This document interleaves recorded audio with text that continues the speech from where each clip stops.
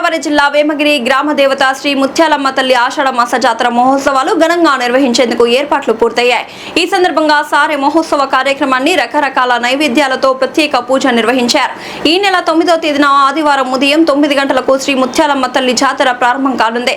ఈ సందర్భంగా భక్తులు పెద్ద సంఖ్యలో పాల్గొని అమ్మవారిని దర్శించుకుని ప్రత్యేక పూజలు నిర్వహించనున్నారు. జాతర సందర్భంగా కావున భక్తులందరూ విచ్చేసి ఈ కార్యక్రమాన్ని విజయవంతం చేయాలని నిర్వాహకులు కోరారు.